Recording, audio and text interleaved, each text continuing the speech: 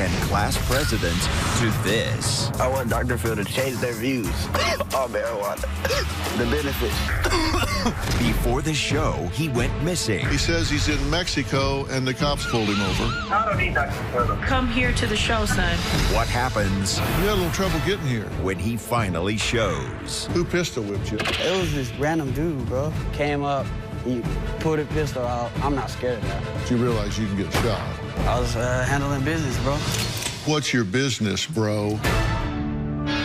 Today's going to be a changing day in your life. You've never had anybody working harder to bring you to the threshold of change than right now.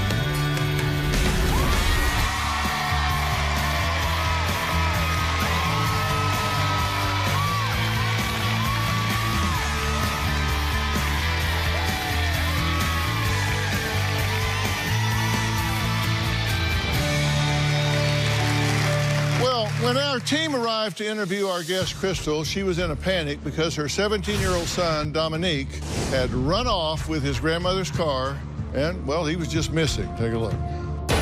I don't want the whole world seeing my child and the hurt, you know, and the things that are going on with my child.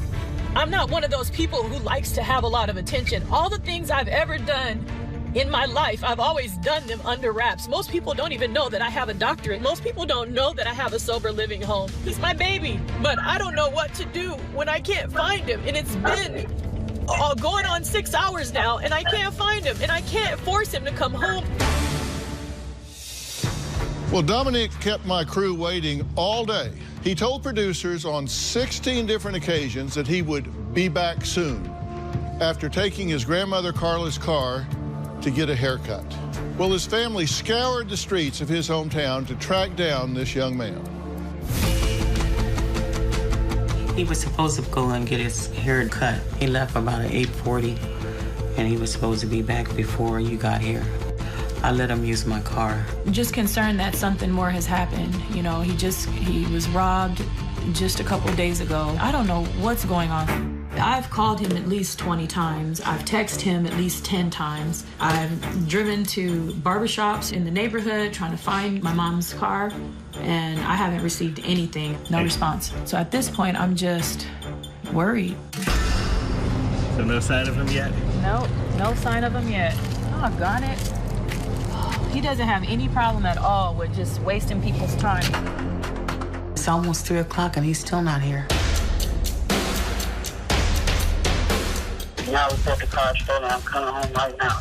I'm trying to get your window, please. You need to relax. But you keep saying that, but you haven't... No, he didn't hang up on me. It's been 5 hours of text messages, calls. I don't know where he's at. I'm exhausted. I'm frustrated. I'm defeated.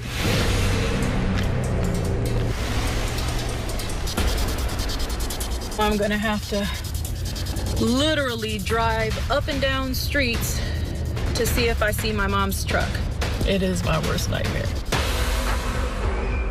We've been waiting for 11 hours for Dominique, and he still haven't made it here, and it's ridiculous. We're hoping and praying that he'll go see Dr. Phil, so he needs it. I woke up at 4:30 this morning just to check on my guests and see if they were able to make their flight, but Dominique was still missing. He had not come home. This is the second day in a row that Dominique has been ghosting us. We're parked outside of Dominique's grandparents' house. I'm gonna actually text him right now and see if he's still gonna get here at 7 p.m. How long are you willing to wait before you do call the police? I can give him till later on tonight. Hopefully he'll be home, like he said, so he can get on the plane and get going. Michael told me that if Dominique does not come back to their house tonight, he's calling the police and reporting the car stolen.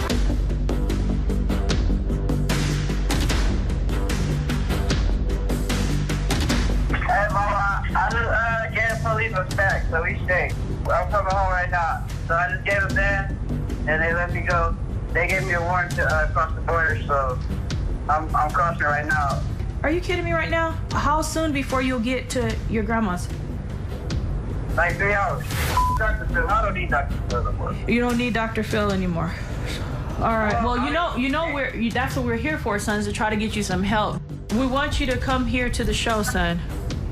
I'm trying to come. It's not my fault. Where are you at right now? I'm literally crossing the border. As soon as you get there, can you call me? All right, bro. I'll leave, bro. He just said that he got pulled over by the Mexican police and that he gave them some money so that they will let him go. At this point, you're going to fly out tomorrow morning. We don't know. He hasn't been doing the normal things for 2 days. I just want to get him here to get help, period. Well, Crystal says Dominique used to be a varsity athlete, an honor roll student, until he fell in with the wrong crowd. And now it sounds like he is the wrong crowd. She wrote to me as her last chance to save her son before he turns 18, and that happens in just a couple of weeks. And get this, Crystal runs a sober living house. So she knows the drill, she knows what it takes, and yet she can't seem to practice the tough love necessary with her own son. Is that unusual? No, it's not unusual. It's different when it's your own family. My 17-year-old son, Dominique, is lost. My son wakes up every single morning and gets high and stays high all day long.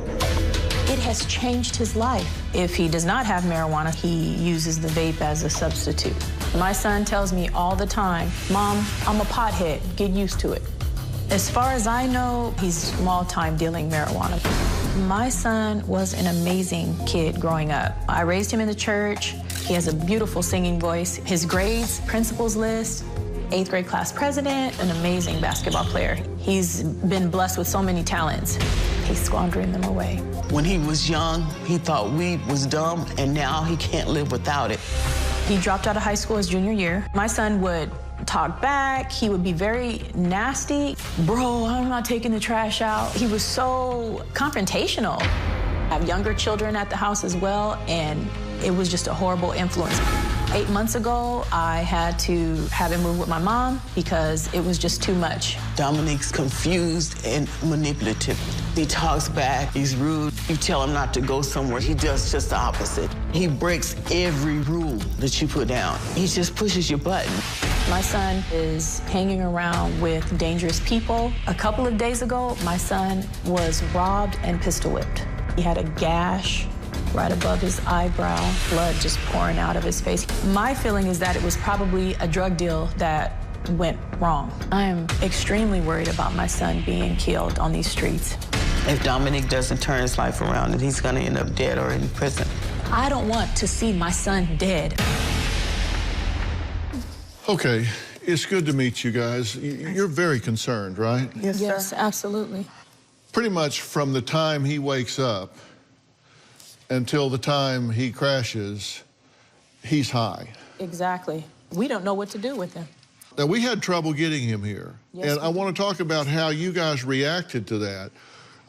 Saturday, November 9th, the crew is set to film with him. 8:30 a.m., Dominic says he went to get a haircut. Says broke grandma's truck window and went to fix it. You say called 20 times, texted him 10 times, 2:30, 3:30. He calls you and then he hangs up on you. Yes, Then he tells the producers 16 different times, I'm coming, I'll be there. Never shows. Okay, then Sunday the 10th, he's scheduled to be on a flight to LA. Misses the flight. 7 p.m., you get a call from Dominic. He says he's in Mexico and the cops have pulled him over.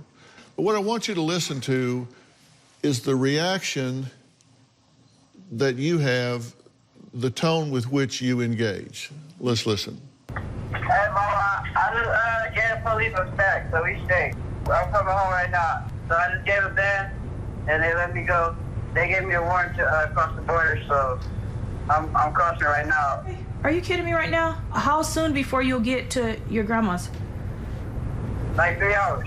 Dr. Phil, I don't need Dr. Phil anymore. You don't need Dr. Phil anymore.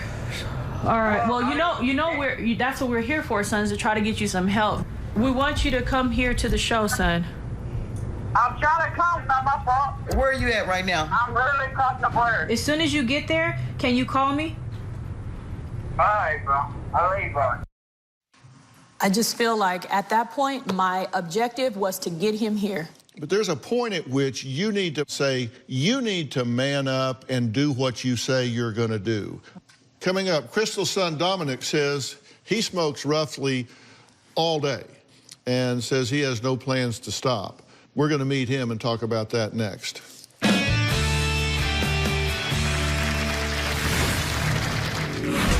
Whenever I'm feeling bad, just roll up a blunt. Ooh. One hit, like I'm already feeling that. We were having trouble tracking you down for 3 days. What was happening with you? I had to handle business. I had to make this a little extra bread. That's all you need to know, bro. And later, who pistol whipped you? It was this dude, random dude, bro. Came up, he pulled a pistol out. I'm not scared of that. But you realize you can get shot. Yeah, and die. Friday. An unbelievable tale of lies and foul play. A father's murder. His then-wife murdered him. Then she tricked everyone into believing he was still alive. A wife's deception. My son was receiving emails that he thought were coming from his father. A son's guilt. I'm not sure if I could have stopped it, but at least I could have tried. Grief is not a mental illness. To get your head up and realize there's work left to be done here. Friday.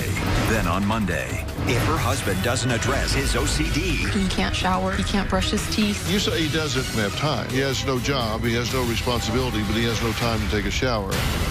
That's Monday. I have a sober living home where we help women with children who are suffering from substance abuse issues. It's been really hard to figure out exactly what to do with my son in this situation. I've taken away his car twice already. So I've tried to discipline him, but I do feel that at times I think I enable him. I see the pain that comes from substance abuse, so I feel like I can't turn my back on him. To be honest, I'm so scared to let my son hit rock bottom. Do you know if he's purchased weed since he got here? Yes. And when? Last night. Where did you get the money? From me. I'll tell you exactly what happened. He has... Okay, hold on. Oh. Hold on. Wait a minute. Wait a minute. Because you were getting ready to give me a 4th of July speech. No. You gave an addict money last night. Okay. Now, what were you going to say? He has been handled by a transporter since he's been here. And they had contacted me and said that he was sick. Transporter did not tell you to give him money for weed. Don't tell me he did, or I'll have him come out here and he'll tell you straight up he damn sure didn't, because I've known him for years and he did not. I never said that he said to buy him weed. Do not imply that he did. I wasn't implying that he said that. Okay, I just want to be clear. Yeah. When we arrived at Dominic's parents' house with a transporter, we found him in his bedroom, getting ready to smoke some more dope and bragging about his exploits. Take a look. I use it every morning, bro. Yeah, bro, help me with my anxiety. Whenever I'm feeling bad, just roll up a blunt. These mini bags right here, they hold grams, you feel me? You just load a gram in there and they sell it for $10, boom. How much can you make it at that? Off of weed, like $300 to $400, bro. Hell yeah, quick as hell, off of just weed.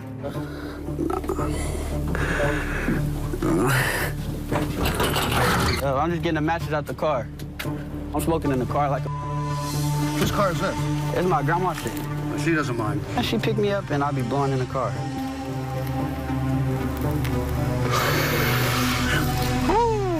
One hit, like I'm already feeling that. You got a baby, I hear. Hell yeah. You need diapers as we speak right now. So are you doing your part? Are you trying to help? Hell yeah. I'm trying, bro. We were having trouble tracking you down for 3 days. What was happening with you? Y'all just got me on a bad weekend.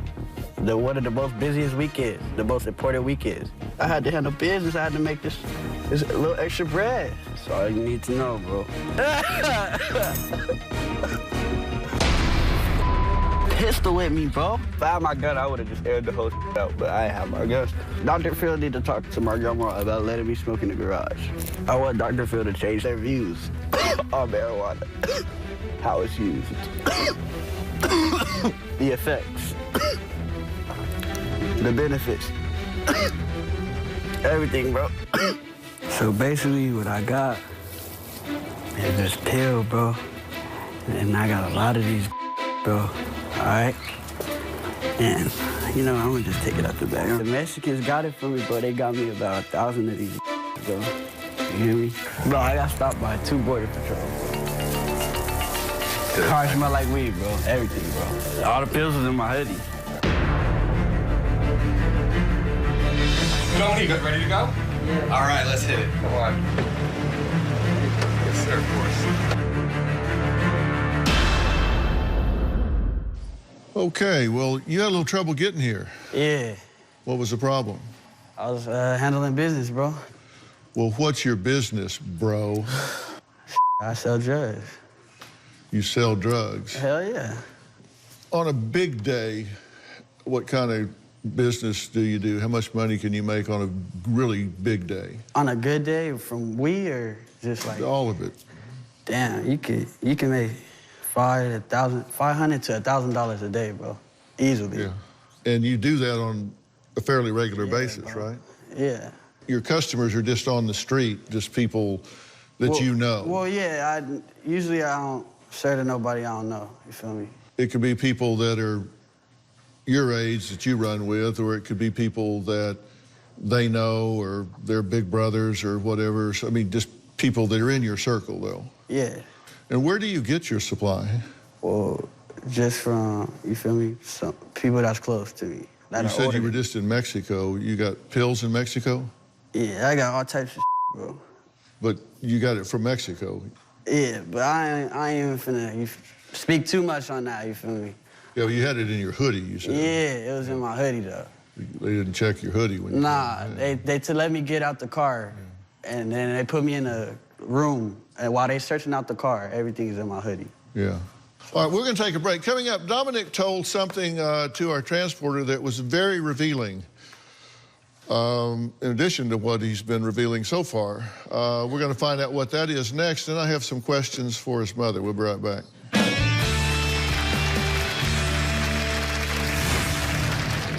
When I was younger, bro, I used to be under my cover shaking, just anxious, bro. Like, just naturally. Did something happen to you? There was a lot of things that happened. Did you tell anybody about it? I told them, but I won't tell them who it was. And later, I want Dr. Phil to change their views on marijuana. Just because I'm coughing. Do you think that marijuana has a negative effect? In the state of Arizona, smoking marijuana as well as selling marijuana is illegal. I am unwilling to call the police on my child. This isn't a fair world. And me, in my culture, and me being an African-American woman, having an African-American son, I would never call the police because I'm already scared to death of him just driving while being a black boy. But on the other hand, with the decisions he's making, he just might put his own self in the system. But as a mother, I can't carry that. Who pistol whipped you? I don't mean names or anything. Just, was it somebody you're doing business with, or? It was this dude, random dude, bro. The dude comes up to me and he asks me, "Do you have an 8?" So that's when, after that, I said yes. He talking about, come over here to my sister's car, you feel me? She parked right here, da-da-da-da-da. She got the money, whatever. Walk to the car, nobody saying nothing. I'm just standing there with my backpack on. A dude was creeping from the side, feel me? Came up, he pulled a pistol out. I'm not scared of that. He talking about some give me everything, all that. I slapped the gun, then pistol in my eye. They started trying to jump me, took the bag. Police came. You weren't afraid of the gun? Yeah, I'm not scared of no gun. You know they kill you, right? Yeah. I done used them before. But I'm saying, like, I'm not scared of them at all, bro. Yeah. But you realize you can get shot. Yeah, and die. Yeah. And die. And why doesn't that bother you? You're not finna feel nothing no more, bro. You probably don't feel much now, do you? You stay high all the time. Yeah, and then when I'm high, I don't really feel nothing. Why do you think you smoke marijuana so much? It helps me with my anxiety and depression.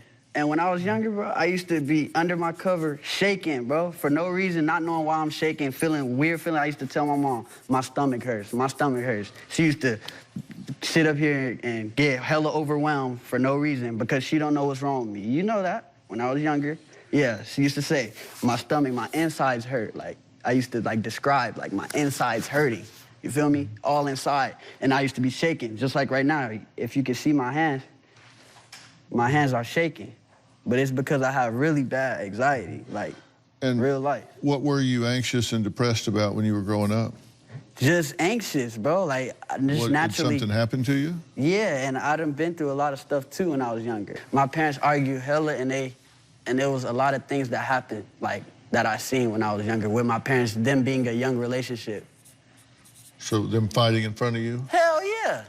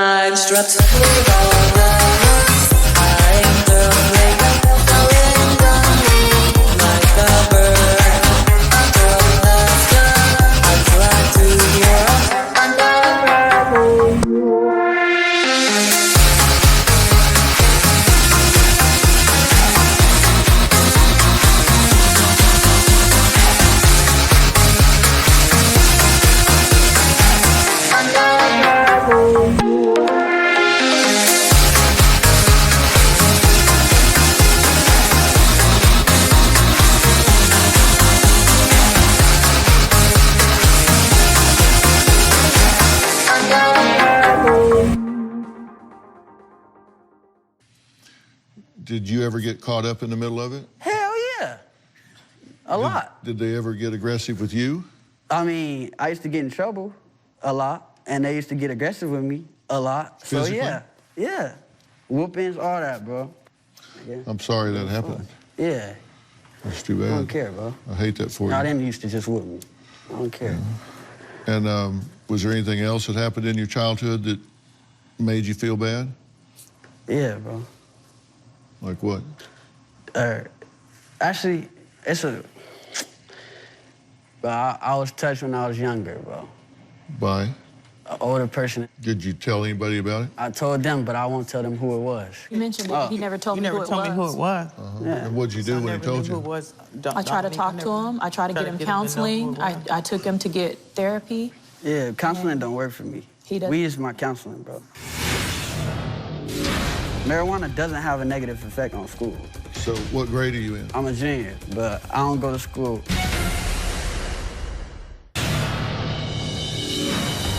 I truly believe my son is addicted to marijuana.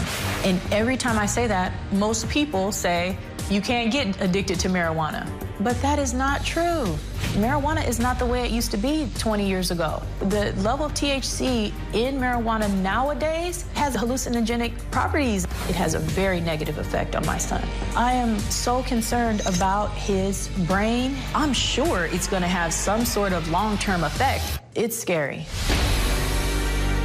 Well, Crystal and her mother, Carla, are worried that Dominic's path of smoking and vaping marijuana, dealing drugs, could leave him dead or in jail. Dominic says he just wants his family to see the health benefits of marijuana.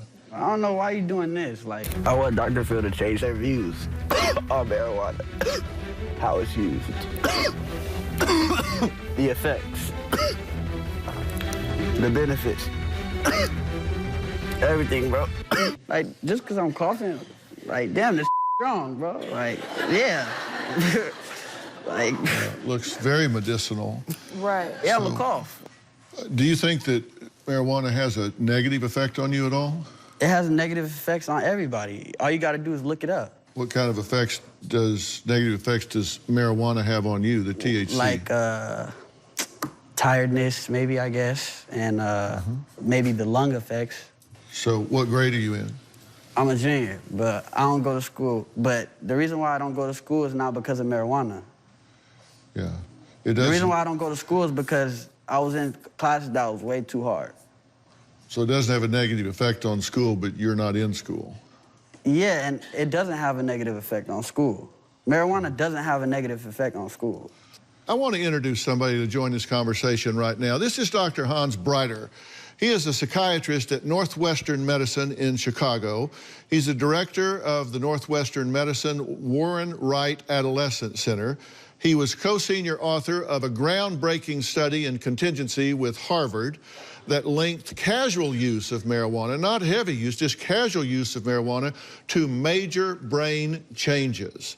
And he joins us now via Skype. Dr. Breiter, it's my honor to meet you, sir. A pleasure to meet you, sir. Well, Dr. Breiter, what he's saying is just simply not true, correct? I mean, he's saying it doesn't have an effect on his motivation, doesn't have an effect on his mental agility, capabilities, doesn't affect school performance. You're absolutely right, Dr. Phil. I mean, marijuana, if you were to design any compound to affect an academic capabilities, athletic capabilities, I would design THC. I don't know why people persist in thinking it's good for the brain, why it's good for your capabilities, your motivation, your working memory. The scientific data is irrefutable at this point. My position has long been with young people because brains don't finish growing until at least 25, and I think it actually goes beyond there, that when young people are smoking marijuana, that it can have a profound and deleterious effect on them neurologically, motivationally, and intellectually. What say you? Completely concur with you. I mean, it's one of these very interesting societal experiments we're running on ourselves. Those of us who do addiction research or are in psychology like yourself, have seen these effects for a long time, and the scientific data is finally catching up to what people have been seeing clinically. But if I were to design any compound to damage the developing brain, it would be THC. Right. And I think one of the things people don't realize is that the THC that was out there when you and I were in our teen years and the THC that's available now are very different. It's much more potent now than it was then. Without question.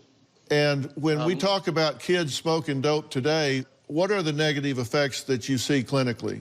So we see a number of effects.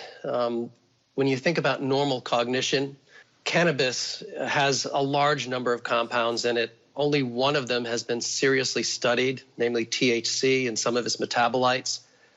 Some of its metabolites are psychoactive, so you can actually see them in the context of your immediate experience.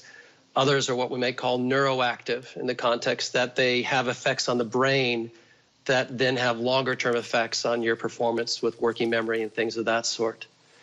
In terms of normal cognition, and I mean cognition having to do with how you think and how you feel, Cannabis, and THC in particular, affects the reward system of the brain, which is at the core of your agency, what makes you you, gives you your sense of free will, your sense of an ability to make judgments and decisions and to run your life and to be the owner of your life. It also affects working memory, and working memory can be thought about as, in a sense, the backbone of your mind. Working memory allows us to speak like we're doing now. Working memory allows us to think and make logical decisions, to plan into the future, to think about what we're going to do the next day, to think about our societal obligations and our familiar interactions. As it turns out, longitudinal studies where people looked at how working memory and IQ worked, and there was about an 8-point decrease in IQ in at least one study. Cannabis is not a good compound in the developing brain. We see increased suicidality. There was a 7-fold increase in suicidality, actual suicide attempts. We see an increase in psychosis. We see an increase in anxiety, increase in depression. People claim it's helpful for PTSD, but again, another Veterans Administration study showed that there's an increase in PTSD symptoms when you actually use cannabis. Cannabis is often a compound that is a companion drug to other drugs that are used. So across the board with regard to mental health, it's very hard to make the case that in the developing brain, adolescents from age 12 to 26, that cannabis is a positive thing from the mental health angle or from the normative cognition angle. And keep in mind, when we talk about Dominic, the family talks about the fact that, a number of things changed. His school performance went down. He seemed to have less motivation. When we talk about school performance going down, this is a direct effect of working memory. When we talk about motivation, this is a direct effect of agency and affecting the reward system. Yeah, no doubt. All right, we're going to take a break. When we come back, a young woman wants to warn Dominic about how vaping landed her in the ICU, and then I've got some hard questions for Mom here.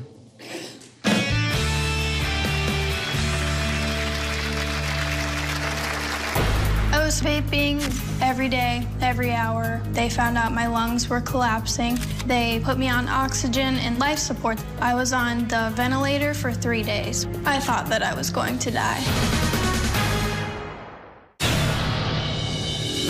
We're going to begin with America's vaping crisis. The number of lung injuries and deaths related to the use of e-cigarettes is on the rise locally and nationally. That's why they're asking everyone to stop vaping until they can figure out what's causing all of this. Those patients who survive and recover in the short term may have long-term consequences from this. Well, Reese says she's lucky to not be a vaping death statistic after her experience left her on life support. I started vaping when I was 18 for nicotine reasons, and then after that was the THC cartridges. I thought it was a safer alternative to smoking cigarettes. I was smoking every day, every hour. About 3 months ago, I developed flu-like symptoms. I was throwing up. And that's where they found fluid in my lungs and diagnosed me with pneumonia. I was hospitalized and treated with antibiotics, which were actually making me sicker. And they found out my lungs were collapsing. They put me on oxygen and life support. I was on the ventilator for 3 days. I thought that I was going to die. I was diagnosed with hypersensitivity pneumonitis, which is a lung disease where your lungs become inflamed when you inhale dust, chemicals, any kind of smoke. My lungs collapsed because of the vaping. The doctors found out that it was a chemical that wasn't supposed to be inhaled that was being put in these cartridges called vitamin E. I was in the hospital 9 days total. I will have lifelong issues from this. I will have to see a pulmonologist for the rest of my life. This is called a spirometer. It's what I use to strengthen my lungs. I inhale. I nearly died from vaping. Well, joining us in the audience is Reese and Susie. Reese, you saw no issues with doing this whatsoever, right? Oh, absolutely. Even if the signs aren't outwardly, they are happening internally. I wouldn't wish that on anyone. It was you, right? It was you who went? Yeah. So who was you buying cartridges from? From a friend. You actually wound up in the hospital with some bad weed, Yeah, correct? hell yeah. So And I both learned of my you- lesson. Both of you have been in the hospital. Yeah. And you were on a ventilator for how many days? 3 days. There's no negative things in it if you're getting it from the dispensary. That's what I'm trying to tell you. You're selling it and you're not a dispensary. No, of course, but I'm saying I wouldn't smoke nothing. I'm saying now that I know that, I wouldn't smoke nothing that That you I sell? get from somebody else, bro. You wouldn't smoke what you sell? No. Oh. But Susie, how scary is it to personal. see your daughter? Just seeing those pictures, you know, of Reese in the ICU, she was paralyzed. They gave her a drug that paralyzed her, and her hands had to be tied down. You know, just seeing her like that was just heartbreaking. I feel so bad for your mom, sir. I really do. Your mom is fighting for you. Dr. Phil is fighting for you. Everybody here, your grandma, Reese and I, other people, all these staff, you know, are doing this just for you. Hold on, I'm not quite finished yet.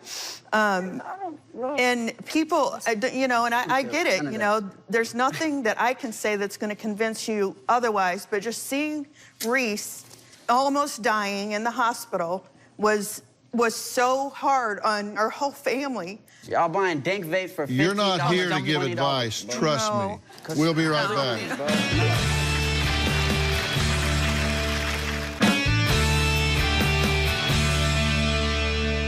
Well, I'm back with Crystal and her son Dominic.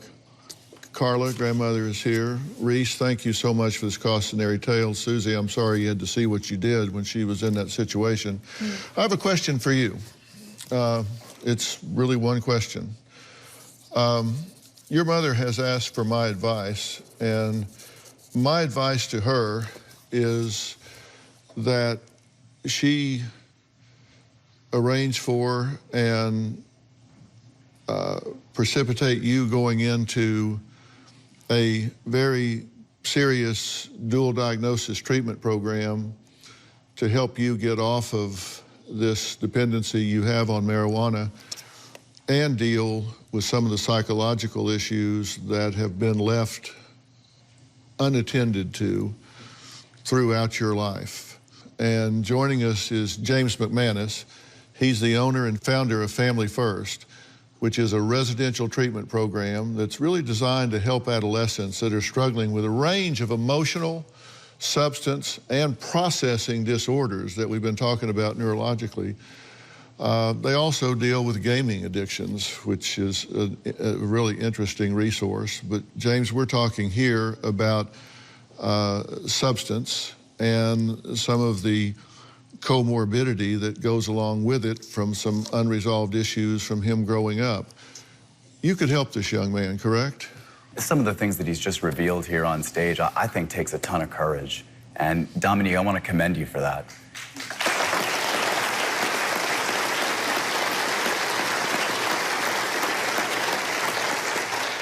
I think you're a brave young guy to even come out here. And we're here to help you, man. We can. And Dr. Phil has offered that to your family. What do you think about what we're saying to you? I'm not going, bro.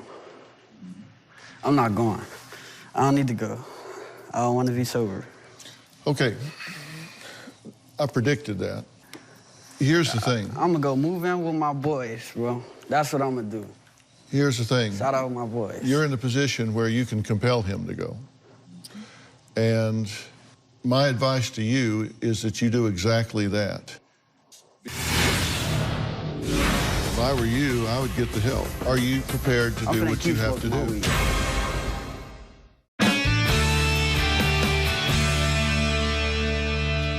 You can compel him to do this.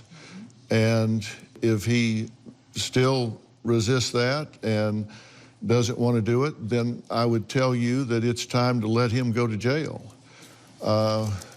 Because I have on videotape, he has admitted to international drug trafficking, drug dealing, drug using, driving under the influence, carrying drugs and gun across state lines and international borders. He's also dealing drugs to minors.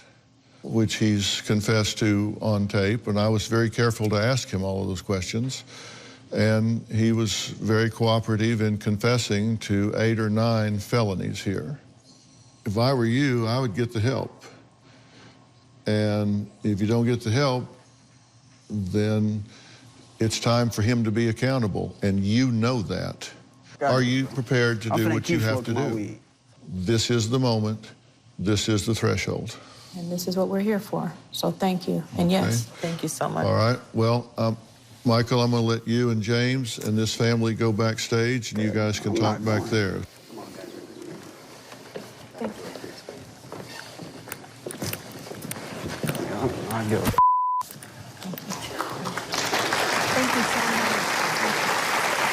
I want to thank all of my guests today, and a special thanks to Dr. Hans Breiter for his insight. Marijuana is not just marijuana, as you have heard from one of the leading researchers in the country. Also, thanks to James McManus and Family First for offering these important resources, and thanks to Mike Montreal and Safe Interventions for transporting Dominic if the mother has the courage to make that happen. We'll see you next time.